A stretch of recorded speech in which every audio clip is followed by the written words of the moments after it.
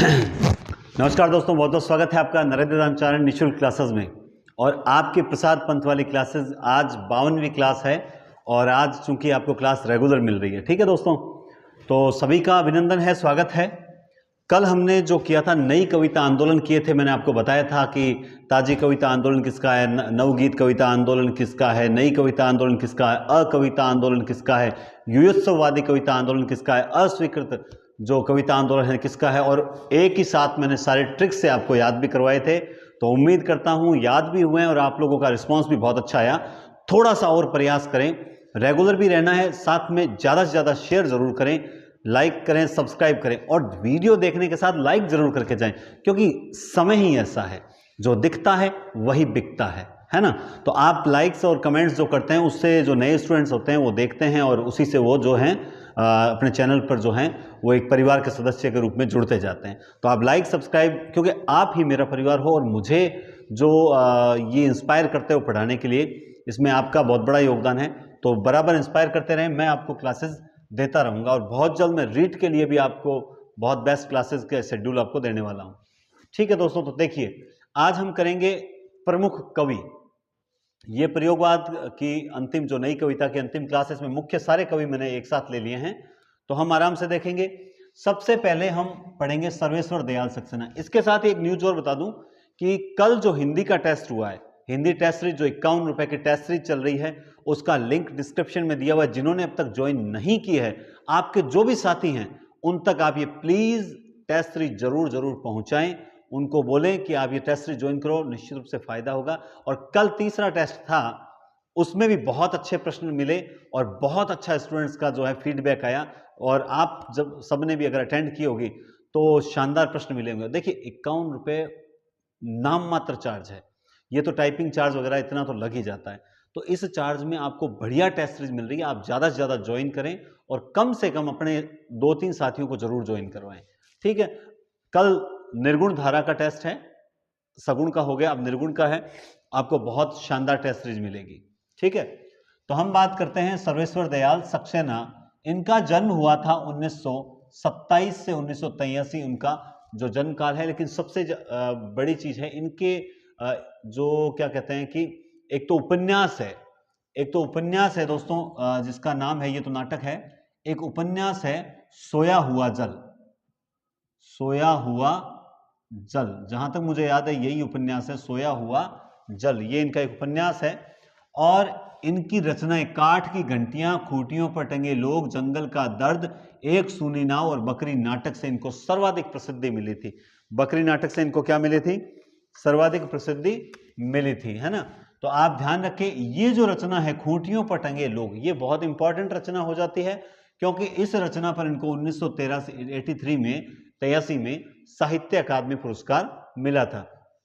तो खूंटियों पर टंगे लोग जो हैं वो रचना सर्वेश्वर दयाल सक्सेना की है, जिस पर 1983 में इनको 1983 वो वर्ष 83 जो है वो वर्ष है जिस वक्त इंडिया जो है क्रिकेट में वर्ल्ड कप लेकर आया था, शायद मेरे ख्याल से 83 में लाया था, है ना। तो ये रचना बहुत इंपॉर्टेंट है, खूंटियों पर टंगे लोग। जंगल का दर्द भी इनकी बहुत इंपॉर्टेंट रचना है। एक सूनी नाव और बकरी नाटक से इनको सर्वाधिक प्रसिद्धि मिली थी। इनका एक उपन्यास भी है जो याद ही नहीं, बल्कि मैं 100% कहता हूं यही उपन्यास है, सोया हुआ जल। ये इनका एक उपन्यास भी रहा है। ठीक है, तो आप याद रखना, खूंटियों पर टंगे, मेरे अनुसार सेकंड ग्रेड में पेपर की दृष्टि से इंपॉर्टेंट रचना है खूंटियों पर टंगे लोग। 1983 में यह रचना जो है काव्य संग्रह, 1983 में इस पर साहित्य अकादमी पुरस्कार मिला था। अब उसके बाद है कुंवर नारायण का जन्म 1927 में हुआ था। हमारे आरोह के अंदर जो तीसरा लेसन है कुंवर नारायण का है। कुंवर नारायण का प्रथम काव्य संग्रह है चक्रव्यूह परिवेश हम तुम अपने सामने कोई दूसरा नहीं इन दिनों। चक्रव्यूह परिवेश हम तुम अपने सामने कोई दूसरा नहीं इन दिनों, बहुत ही फ्लो है, अच्छा फ्लो है। चक्रव्यूह परिवेश हम तुम अपने सामने कोई दूसरा नहीं इन दिनों, है ना, इन दिनों। तो इनकी चक्रव्यूह जो रचना है वो प्रथम काव्य संग्रह। इनका एक रचना और है जिसका नाम है आत्मजयी में क्या है कि पुरानी पीढ़ी और नई पीढ़ी के बीच में जो संघर्ष चलता है, उनके विचारों को लेकर जो संघर्ष चलता है, नचिकेता नई पीढ़ी का प्रतीक है, है ना। वाजस्त्रवा और नचिकेता के बीच एक बताया है, वाजस्त्रवा पुरानी पीढ़ी को वाहक है, जबकि नचिकेता जो है वो नई पीढ़ी का, है ना, का पक्ष लेता है। तो आत्मजयी इनकी एक बहुत प्रसिद्ध जो संग्रह है, काव्य संग्रह है आत्मजयी। इसके अलावा जो परिवेश हम तुम अपने सामने कोई दूसरा नहीं, परिवेश हम तुम अपने सामने कोई दूसरा नहीं जो है वो बहुत प्रसिद्ध है, ठीक है। हाँ, तो मैं बता रहा था परिवेश हम तुम अपने सामने कोई दूसरा नहीं पे इनको 1995 में साहित्य अकादमी पुरस्कार मिला था, तो ये अपने आप में इंपॉर्टेंट है। और इसके अलावा जो दूसरी रचना इंपॉर्टेंट है आत्मजयी, क्योंकि ये एक प्रबंध काव्य है, काव्य संग्रह है, लेकिन काव्य संग्रह में कौन सा है, ये प्रबंध काव्यात्मक रचना है, बहुत ही प्रसिद्ध रचना है। चक्रव्यूह, परिवेश हम तुम अपने सामने कोई दूसरा नहीं, इन दिनों आत्मजयी, इन दिनों आत्मजयी। 1995 में इनको साहित्य अकादमी पुरस्कार मिला था, कोई दूसरा नहीं। और 2005 में इनको ज्ञानपीठ मिला था। मैं आपको एक बहुत अच्छा प्रश्न बता सकता हूं और बताना चाहता हूं। देखिए, ये कुंवर नारायण उन विशेष व्यक्तियों में से एक है जिसको हिंदी साहित्य के तीनों सर्वश्रेष्ठ पुरस्कार मिले थे।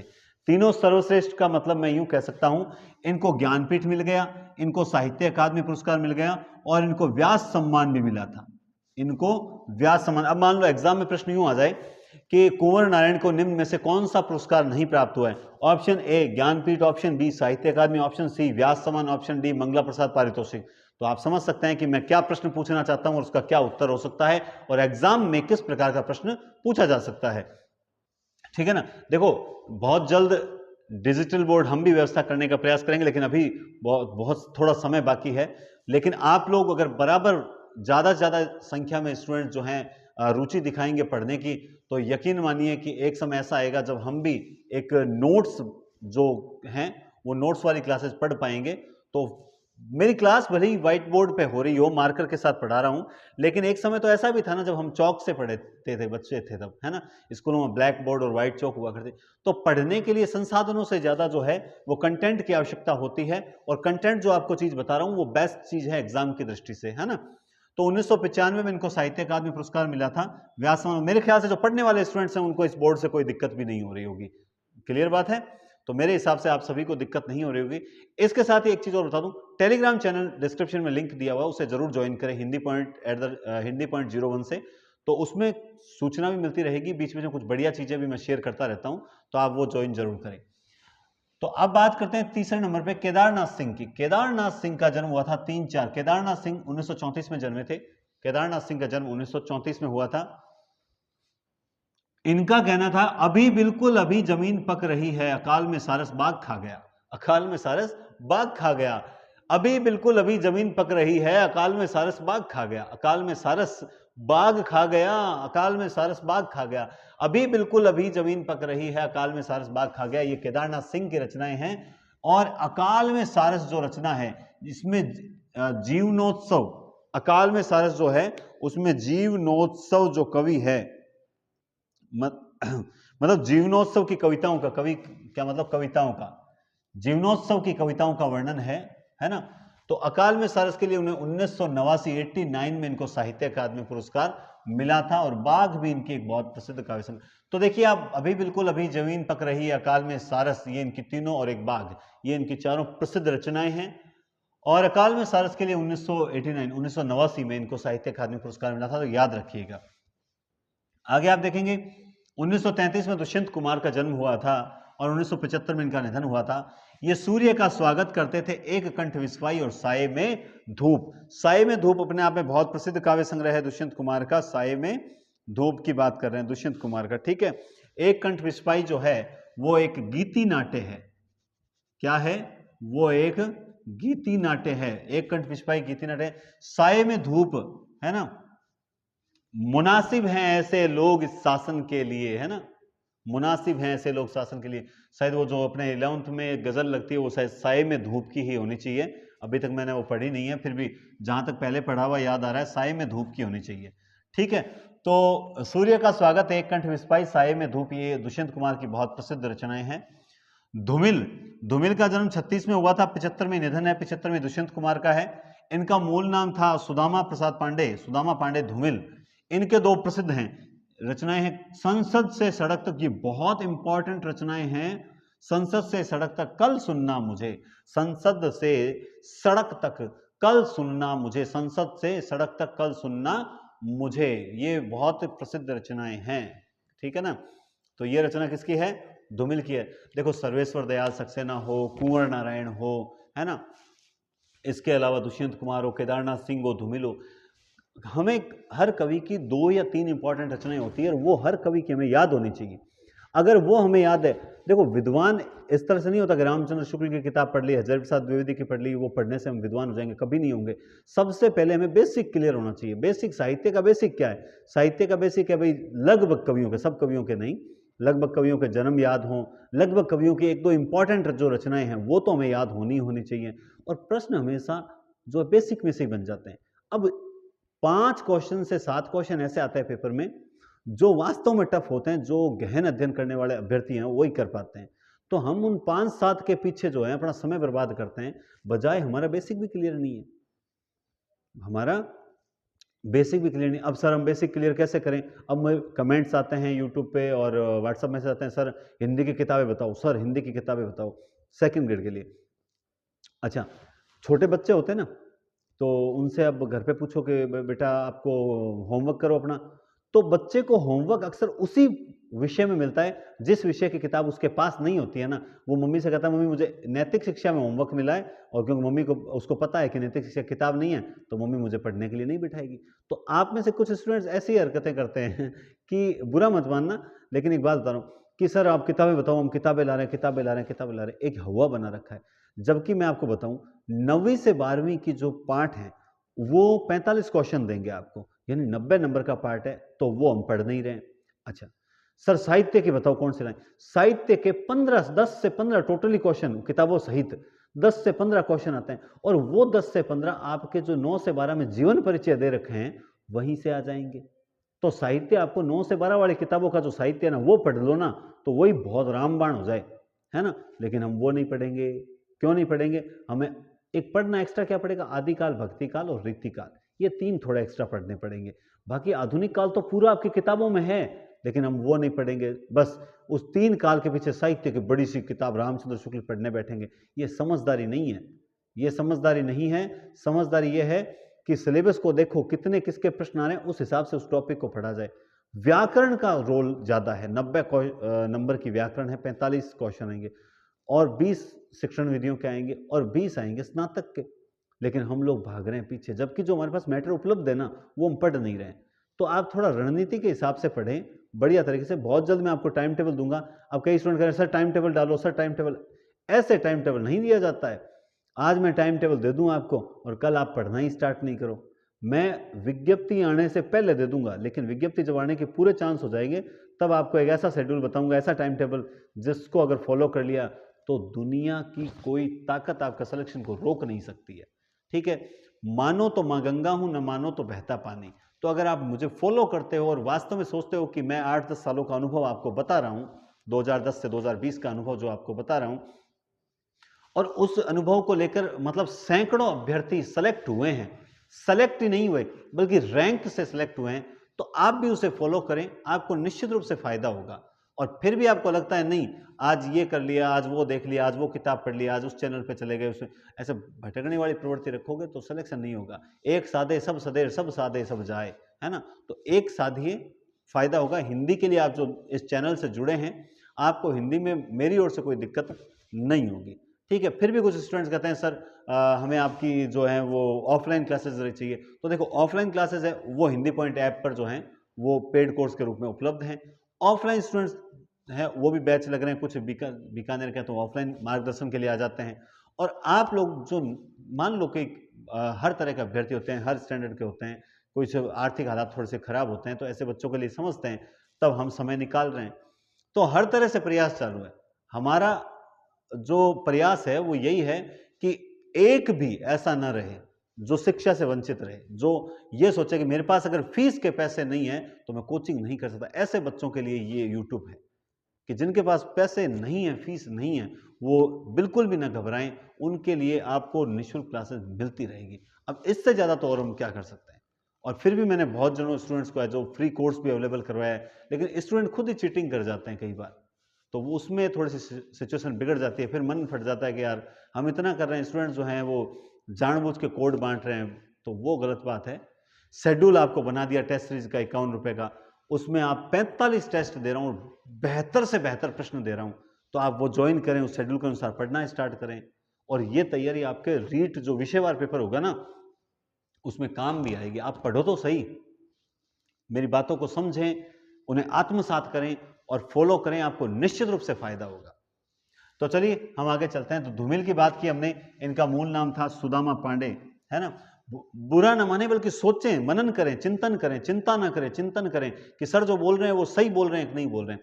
आपको खुद का हृदय जो है ना वो कहेगा नहीं सर बात सही कह रहे हैं, जमीन से जुड़ी हुई बात कर रहे हैं, ज्यादा हवा में फेंकने जो हवाबाजी नहीं कर रहे हैं, मैं जमीन से जुड़ी बात कर रहा हूं। साहब पढ़ना पड़ेगा, पढ़ना बहुत अच्छी तरीके से पड़ेगा, है ना।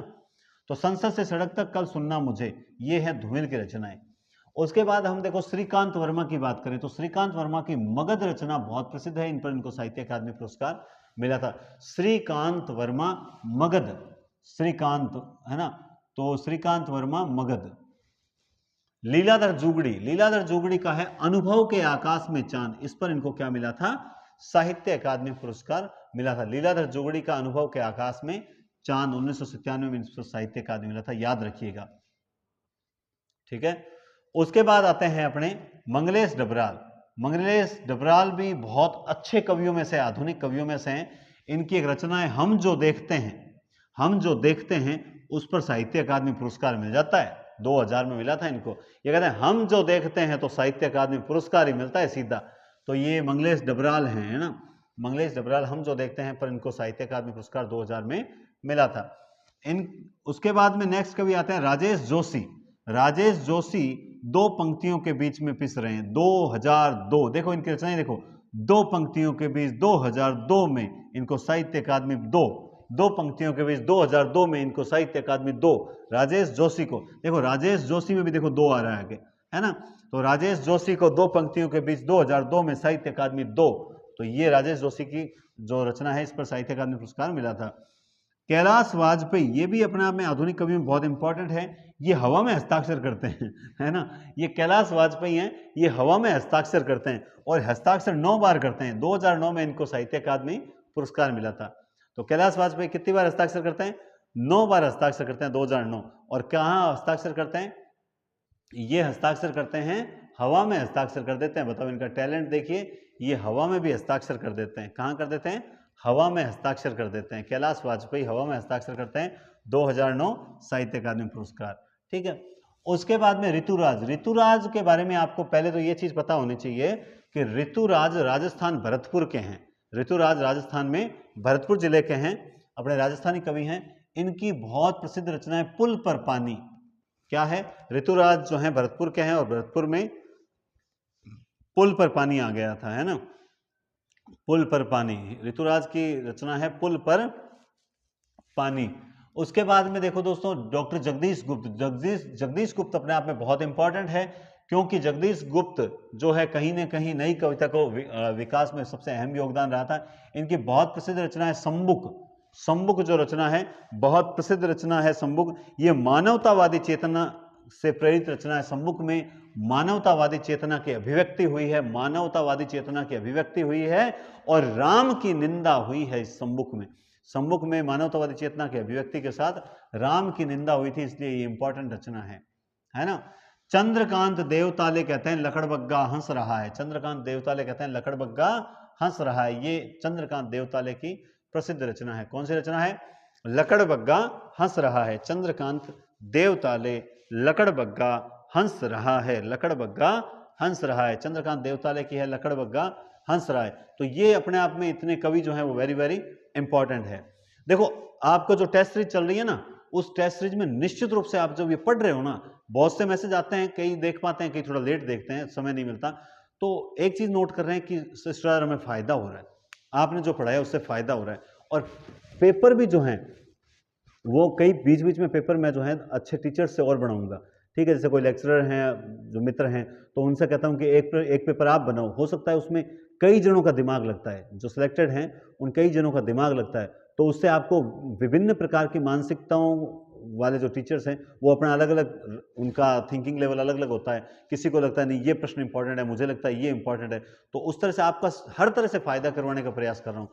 आप पढ़ो, निश्चित रूप से पढ़ो। मेरा टारगेट है कि ये टेस्ट सीरीज कम से कम 1000 स्टूडेंट तक पहुंचे और 1000 स्टूडेंट्स में जो है रैंक मिले। अभी जो तीनों टेस्ट में जो फर्स्ट रैंक चल रहे हैं, अभी तीनों टेस्ट में एक में अलग है, दूसरे में अलग है और तीसरे में जो है वो अलग है। यानी आप समझ सकते हैं कि तीनों टेस्टों में रैंक जो है वो चेंज हुई है। इसका कारण क्या है? इसका कारण ये है, अच्छा 2 टेस्ट में तो स्टूडेंट जो है वो ऑफलाइन स्टूडेंट जो हैं वो मेरे जो ऑफलाइन मार्गदर्शन के लिए आते हैं उन्हीं में से हैं, ठीक है। तो मैंने उनको कोई पेपर बताया थोड़ी है, उन्होंने भी खरीदी है और वो दे रहे हैं और वो कह रहे हैं नहीं सर अब हमें फ़ायदा हो रहा है, इससे हमारा बेस्ट मूल्यांकन हो रहा है। तो जब ऑफलाइन स्टूडेंट्स इतना मार्गदर्शन ले रहे हैं तो आप लोगों को क्या तकलीफ है? आप पढ़ो ना, अब टेस्ट सीरीज लो बड़ा बढ़िया। और 51 रुपये फिर भी आपको ज़्यादा लगता है तो मुझे मैसेज कर देना, मैं उनको 51 रुपये वाली टेस्ट मैं ज्वाइन करवा दूंगा, फिर भी अगर आपको ज़्यादा लगते हैं। अब इससे ज़्यादा और क्या बोलें? पढ़ो यार, बहुत मेहनत करते हैं। आपको पता है कि अब ये इस क्लास के बाद में मैं बैठूंगा और जो कल निर्गुण धारक पेपर है उसको चेक करूंगा, उसमें कुछ प्रश्न हटाऊंगा, कुछ बदलूंगा, है ना, तब जाके और 11 बजे तक पेपर तैयार होगा। फिर कल उसे टाइम पे अपलोड करना है। तो खुद सोचो, इतनी मेहनत कर रहे हैं तो आपके लिए तो कर रहे हैं, आप उसका सदुपयोग करो, है ना, सदुपयोग कीजिए, ठीक है। और डिस्क्रिप्शन में टेस्ट सीरीज के ऐप का लिंक दिया हुआ है। ज़्यादा से ज़्यादा हिंदी पॉइंट ऐप जो है वो डाउनलोड करें, सब्सक्राइब करें चैनल को और थोड़ा सा शेयर ज़रूर करें। मेरा टारगेट है कि मुझे किसी भी कंडीशन पे एक समय जब मैं अब लाइव आना जब भी स्टार्ट हूं तो मुझे कम से कम 500 से प्लस स्टूडेंट लाइव चाहिए, तब मैं लाइव आपको व्याकरण करवाऊंगा कंप्लीट और शिक्षण विधियां भी आगे आने वाले समय में करवाऊंगा। साथ ही अब बहुत जल्दी मैंने जैसा कि बोल रखा है पहले से, मार्च स्टार्टिंग तक मुझे बुक भी निकालनी है 9 से 12 का सार, हिंदी साहित्य के मेरे नोट्स, काव्य शास्त्र के मेरे नोट्स, उनकी एक बढ़िया शानदार बुक जो है वो आप तक पहुंचाने का मेरा प्रयास है, ठीक है ना। तो कैलाश वाजपेयी जो हैं वो हवा में हस्ताक्षर कर रहे हैं। कहां कर रहे हैं? हवा में हस्ताक्षर। अब आपको इस नई कविता से संबंधित 3 महत्वपूर्ण बातें बताता हूं। नई कविता को वास्तविक रूप से विकसित करने का जो श्रेय दिया जाता है वो दिया जाता है जगदीश चंद्र गुप्त की एक कविता पत्रिका आती थी, नई कविता। बिल्कुल, नई कविता युग में नई कविता नाम से एक पत्रिका चली थी। उस पत्रिका ने नई कविता को वास्तविक रूप से विकसित करने में अपना अहम योगदान दिया है। और वो नई कविता पत्रिका जो थी वो किसकी थी? जगदीश गुप्त की थी। यही जगदीश गुप्त जिनकी रचना है सम्मुख, है ना, मानवतावादी चेतना से प्रेरित, जिसमें राम की निंदा की गई। अज्ञेय को नई कविता का भारतेंदु कहा जाता है। बिल्कुल, बताओ, अज्ञेय को नई कविता, अगर आपसे प्रश्न पूछ लिया जाए सेकंड ग्रेड में कि नई कविता का भारतेंदु किसे कहा जाता है, तो याद रखें, नई कविता का भारतेंदु कहा जाता है सच्चिदानंद हीरानंद वात्स्यायन अज्ञेय को। इसके अलावा दोस्तों रामविलास शर्मा और नामवर सिंह, रामविलास शर्मा और नामवर सिंह, इनका मानना है, इन्होंने एक परिभाषा दी थी। इन्होंने कहा कि नई कविता तो प्रयोगवाद का छद्म रूप है। नई कविता तो प्रयोगवाद का छद्म रूप है।